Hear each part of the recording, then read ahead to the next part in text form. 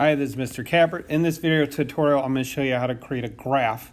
You should have already created a table with your data. You're now going to highlight all of that data to graph it.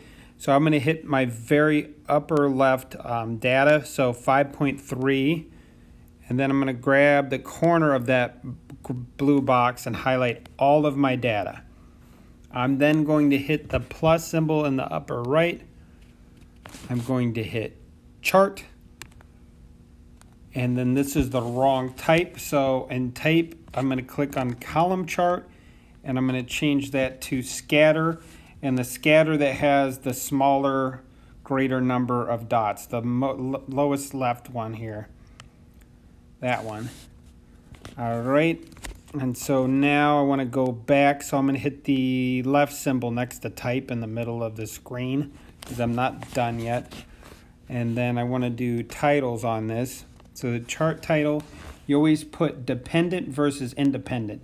So I think the time to solve a puzzle is dependent upon a person's height. So time to solve is my dependent variable. You always need to put units except for on the main title here. Versus height.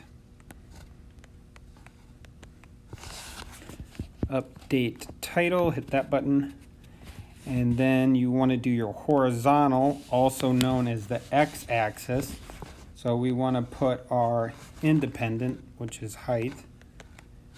Make sure you always put units. Some of you guys did inches, I did feet. Update title, and then we want to do the vertical axis, and it is time to solve.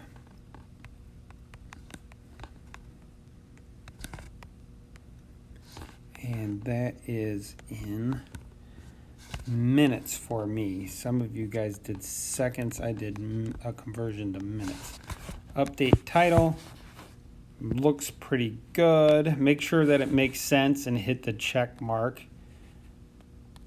So I always do a check on this.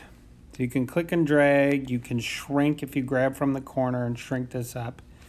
I always do a check and I'll look at, for instance, Bob has a height of 5.3.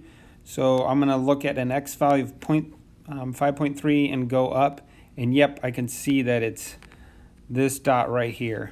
Oops, that dot right in there, that's the one. So I know this chart's good. Let me know if you have any additional questions.